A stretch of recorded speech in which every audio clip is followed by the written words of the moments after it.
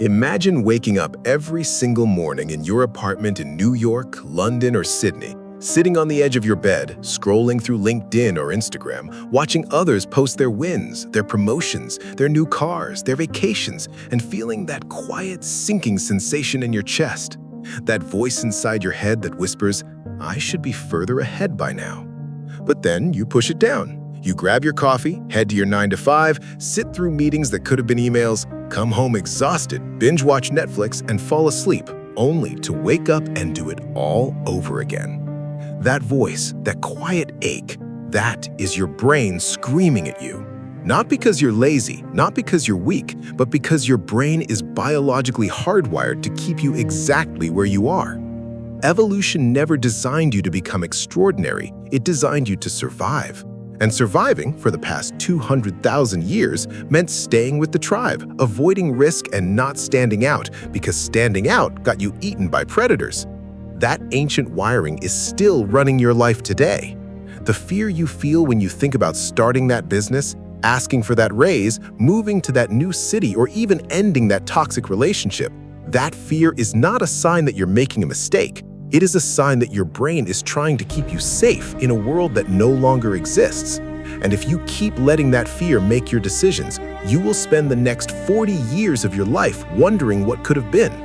The most successful people on this planet, the ones you admire, the Elon Musks, the Sarah Blakelys, the Marcus Aureliuses of history, they all felt the exact same fear you feel, but they made a decision that most people never make. They decided to feel the fear and do it anyway.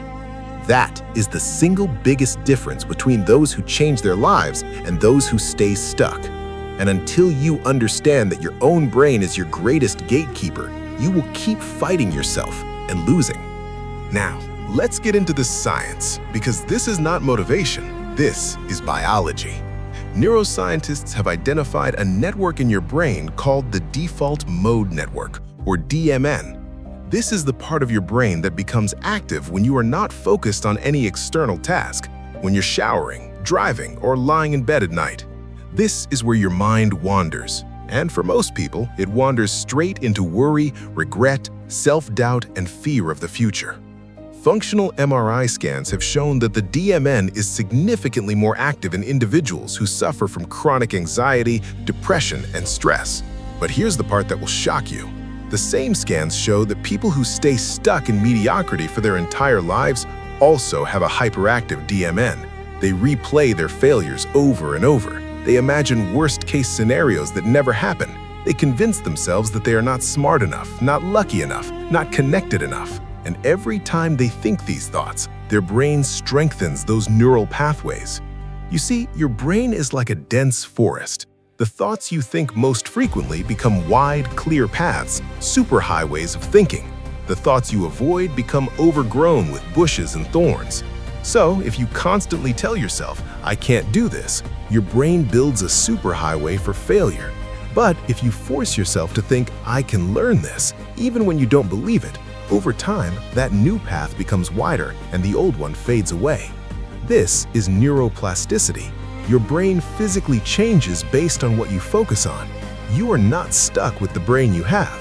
You are literally sculpting your brain with every single thought you entertain, every single action you take. The average person has no idea that they are the sculptor. They think their thoughts just happen to them, but you are the one holding the chisel. You can carve discipline, resilience, and self-belief into your neural structure. Or you can let fear, doubt, and procrastination slowly erode your potential. The choice is yours, but don't say you didn't know. Now you know. Let's bring this to life with a real story, someone you might actually relate to. Meet James from Manchester, UK.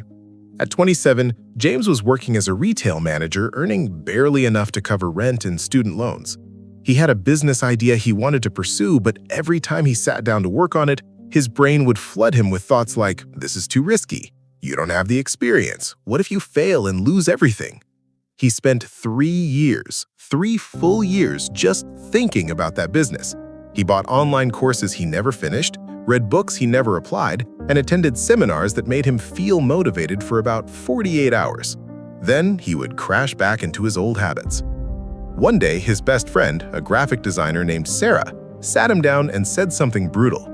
She said, "James, you are not afraid of failure. You are afraid of being average. But you are already average. What exactly are you protecting?"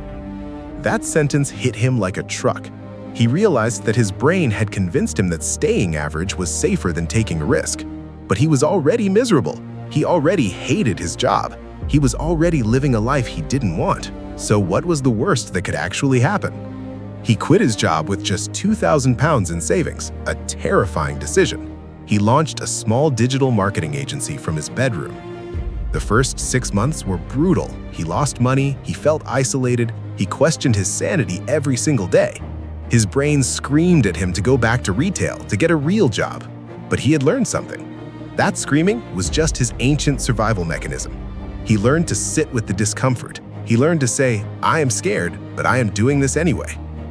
Fast forward 5 years, James now runs a successful agency with 20 employees, has moved to London, and has a net worth of over £2 million. Sarah, by the way, was the same age, same education, same city. But Sarah stayed in her comfortable graphic design job. She is still there today. Not because she is less talented, but because every time her brain told her to take a risk, she said, "Maybe later," and later never came. The difference between James and Sarah was not talent, IQ, or luck. The difference was their relationship with discomfort. James learned to endure it. Sarah avoided it. That one distinction shaped 2 entirely different lives. And right now, you are either being James or Sarah in your own story. There is no middle ground. Here is a dark truth that most self-help gurus will never tell you. Nobody, absolutely nobody, cares about your struggle. Not your boss, not your friends, not your parents, not society, not the algorithm, and definitely not the universe. The world does not reward your effort. It does not care how many sleepless nights you had, how many sacrifices you made, or how much you cried in your car before walking into work. The world rewards results. That is it. You can have the purest intentions, the brightest ideas, the most ambitious goals, but if you do not execute, they are worth nothing. A dream without action is just a hallucination, and most people spend their entire lives hallucinating. They talk about what they are going to do one day. They post about their goals on social media. They buy planners and journals and vision boards. But when it comes time to do the actual boring, repetitive, uncomfortable work, they disappear. They find excuses. They procrastinate. They wait for Monday, wait for the new year, wait for the perfect moment. Meanwhile, people who are less talented, less educated, and less connected are out there taking action, making mistakes, learning, iterating, and eventually winning. And here is the cruelest part. Those winners are not geniuses. They are just people who decided to stop waiting for permission. They're people who accepted that no one is coming to save them. They're people who realized that the only person responsible for their success is standing in the mirror every morning. And that realization is terrifying because it means you have no one to blame but yourself. But it is also liberating because it means you have all the power. When you stop waiting for the world to notice you, you can finally start building something worth noticing. When you stop expecting someone to hand you an opportunity, you can create your own. So ask yourself this brutal question. If nobody ever applauded you, if nobody ever recognized your effort, if you never got the credit, would you still do the work? If your answer is no, then you are doing it for the wrong reasons. If your answer is yes, then you are already on the path to freedom.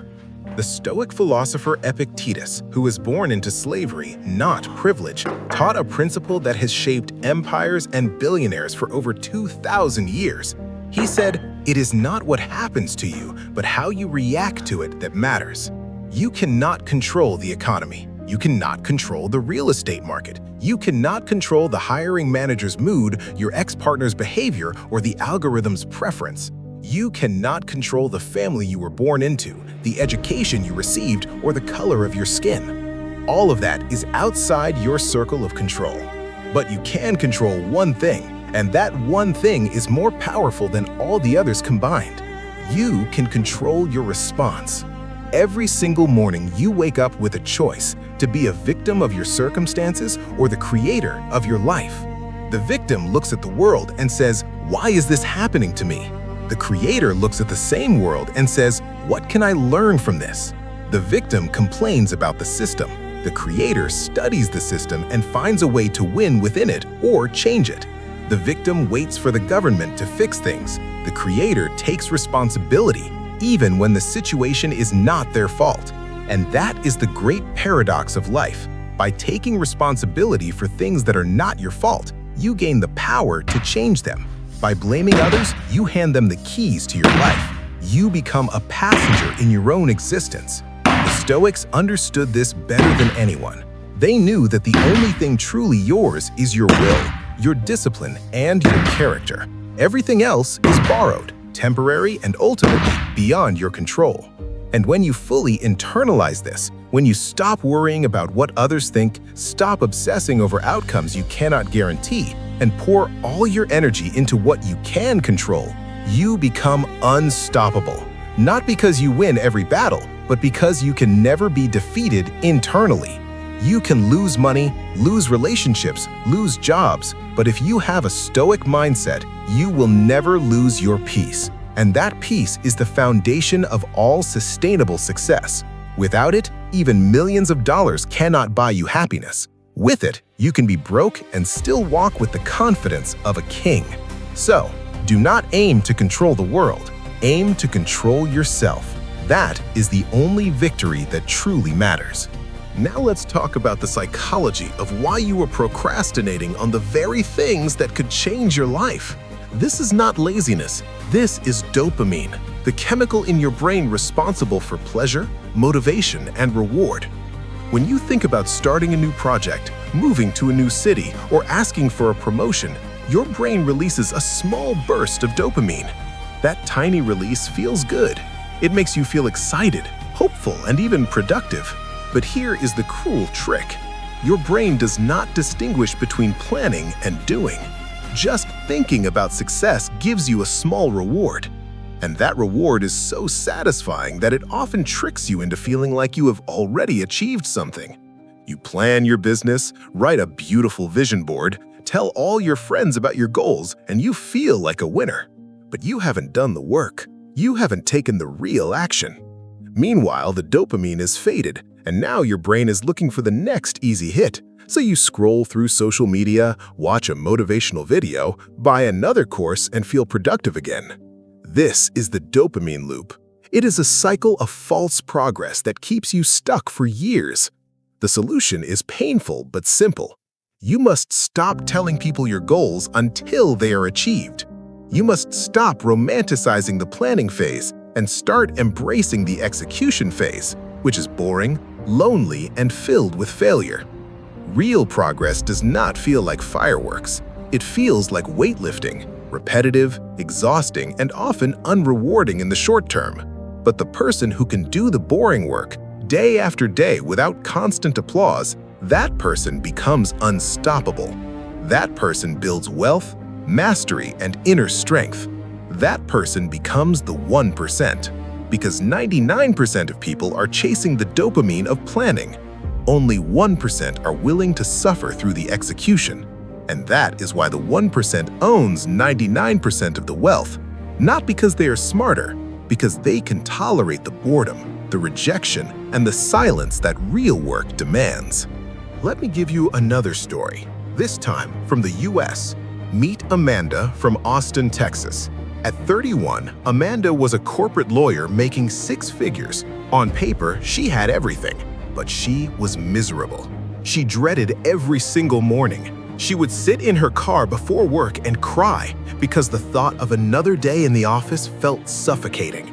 She wanted to quit and start a wellness coaching business, but her brain told her, "You have a mortgage, you have student loans, you have a reputation.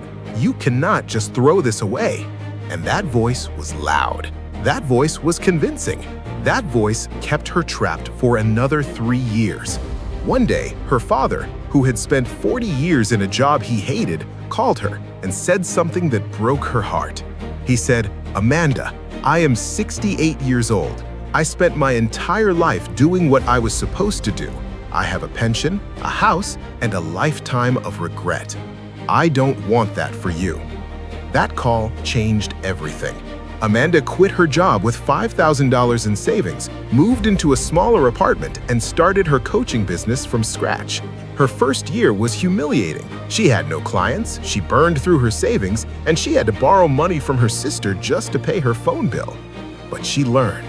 She studied marketing, human psychology, and sales. She started posting valuable content on LinkedIn and YouTube.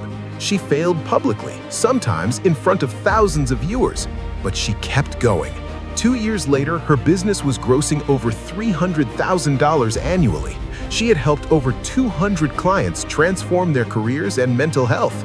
Today, she does not regret her decision, not even for a single second. Her lawyer friends still make more than her in some years, but they look miserable, and they tell her they are jealous. Amanda is not a genius. She is just someone who decided to listen to her pain instead of her fear. Her brain screamed at her every day for 2 years to quit and go back. She ignored it, and that is why she is free today. You will never feel ready. You will never have perfect information.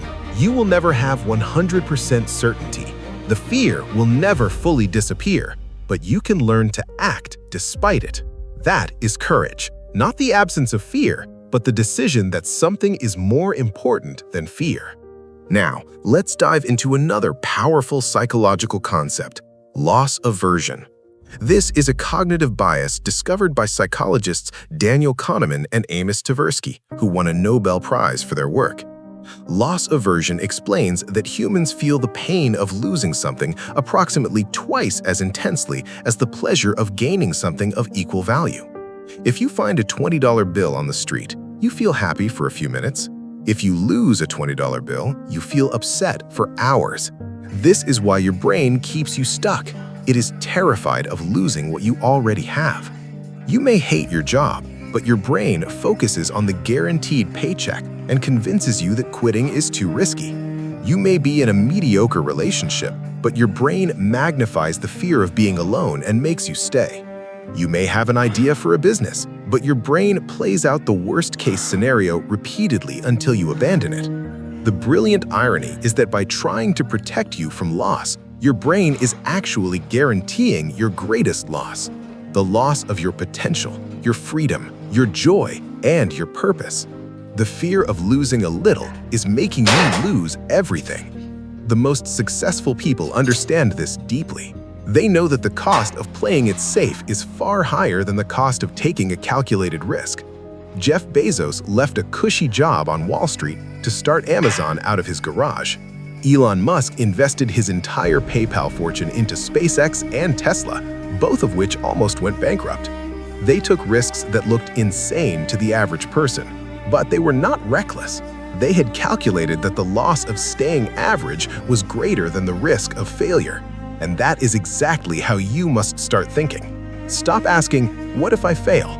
Start asking, "What if I stay exactly where I am for the next 10 years?"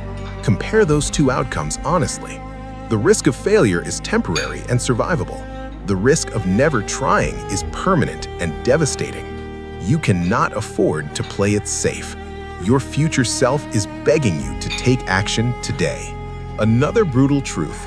Your current circle of friends is likely holding you back, and it is not because they are bad people.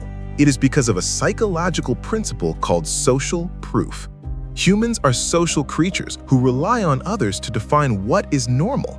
If your 5 closest friends are content with average lives, your brain will interpret average as normal, and your ambition will feel abnormal. You will start to feel uncomfortable for wanting more. You will start to doubt yourself just because others do not share your vision. This is why successful people are so careful about who they allow into their inner circle. Jim Rohn famously said, "You are the average of the 5 people you spend the most time with." That is not a metaphor. That is neuroscience. Your brain synchronizes with the people around you through mirror neurons. You unconsciously adopt their habits, their language, their beliefs, and even their energy. If your friends complain about the economy constantly, you will see the economy as the enemy. If your friends waste hours on social media, you will feel comfortable doing the same. If your friends drink excessively every weekend, you will feel weird for skipping it. And this happens so slowly that you never realize your potential is being drained drop by drop. Now, I'm not telling you to cut off your friends. That is harsh and unnecessary. But I am telling you to start building relationships with people who are ahead of you. Join mastermind groups, attend conferences, follow creators and thinkers who challenge you. And most importantly, be willing to walk alone temporarily. Success is not a group project in its early stages. You will be misunderstood. You will be called crazy, selfish, or arrogant. That is the price of breaking out of the average tribe. The moment you accept this, you will stop seeking validation from people who have never built anything themselves. You will start seeking only your own approval, and that's when real growth begins. Let's talk about something most people avoid: the concept of discipline versus motivation. Motivation is an emotion. It comes and goes like the weather. One day you wake up feeling like you can conquer the world. The next day, you can barely get out of bed. If you rely on motivation, you will fail, because no one is motivated all the time. But discipline is a system. It is the ability to do what needs to be done regardless of how you feel. And discipline is built, not born. You build it through small, repeated acts of defiance against your own brain. Waking up at 5 a.m. when you feel exhausted is a discipline. Working on your project when you would rather scroll on your phone is a discipline. Saying no to social outings when you have deadlines is a discipline. And every time you choose discipline over comfort, you send a powerful signal to your subconscious mind. I am the one in charge. Over time, your brain stops resisting because it realizes that fighting you is pointless. It literally adapts. The neural pathways for discipline become stronger than the pathways for procrastination. This is not magic, it is biology. But most people never reach this stage because they quit too early. They try to be disciplined for 3 days, feel exhausted, and conclude that discipline is not for them. They never give themselves enough time to rewire their brain. The initial phase of discipline is always the hardest, like pushing a boulder up a hill. But once you reach the top, the momentum carries you forward. The secret is not to aim for perfection. The secret is to aim for consistency. Do one small thing every single day that your brain does not want to do. Read 1 page of a book. Write 1 paragraph. Do 5 minutes of exercise. Just show up. Over time, that 1 minute becomes 10, then 30, then hours. You are not trying to climb the whole mountain in 1 day. You are just trying to take 1 more step than you did yesterday. That is how champions are made. Not by sudden leaps, but by continuous, boring, daily steps. Now, I want you to imagine something uncomfortable.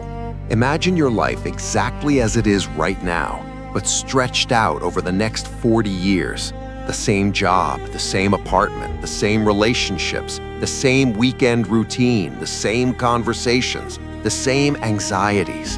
Imagine waking up at 65 years old, looking back at your life and realizing that you never really lived. You just existed. You followed the script that society handed you. You went to school, got a job, got married, bought a house, paid taxes, and retired. And one day you were sitting on a porch with a cup of tea, and you realized that the only thing you truly regret is not the things you did, but the things you did not do. The risks you did not take, the love you did not pursue, the business you did not start, the country you did not move to, the words you did not say. That regret is far more painful than any failure could ever be, because failure heals, but regret does not. It becomes a permanent scar on your soul. And the worst part is, you cannot go back. Time is the only resource you cannot earn back. You can make more money, find new love, build a new career, but you cannot get back a single second of the time you wasted. So the question is not, can I succeed? The question is, can I live with the regret of never trying? Because that is the real risk, not failure, regret. And if you're honest with yourself, you already know the answer. You already feel that sinking feeling in your stomach when you think about your untapped potential. That is your soul screaming for change. It is not too late. It is never too late. As long as you are breathing, you have the power to pivot, to grow, to start over. But you must start now. Not tomorrow, not next Monday, not after the holidays. Now. Because the clock is ticking for every single one of us. And the people who make the biggest impact are the ones who realize this early. They do not waste time worrying about what others think. They do not wait for permission.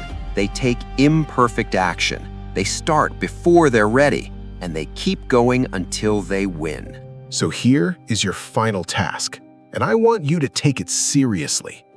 Write down the one thing you have been avoiding, the one decision that terrifies you, the one step that feels too big, too risky, too uncertain. Then ask yourself, if I knew I could not fail, what would I do? You already know the answer. The only thing stopping you is fear. And fear is just a chemical reaction in your amygdala. It is not reality. It is not truth. It is just your brain trying to protect you from a threat that no longer exists. So take that answer and break it down. What is the smallest possible action you can take toward that goal today? Not the whole goal, just one tiny step. Make that call, send that email, open that document, write that first sentence. Do one push-up, one action, just one. And then, tomorrow, do it again. That is how you break the curse of mediocrity, not with a massive, dramatic transformation, but with a series of small, consistent, unglamorous actions. Over time, those actions compound. They rewire your brain. They build momentum. And one day, you will look back and realize that you have become a completely different person, not because of one big decision, but because of 1,000 small ones. And when that day comes, you will feel a peace that no amount of money can buy. You will know that you lived on your own terms. You will know that you did not let your brain win. You will know that you chose courage over comfort. And that, my friend, is the only definition of success that truly matters. The world will not applaud you today. Your friends may not understand you. Your family may worry about you. But none of that matters. What matters is that you will be able to look yourself in the mirror every single morning for the rest of your life and say, I am proud of who I am becoming. And that voice will be louder than any fear, any doubt, or any obstacle.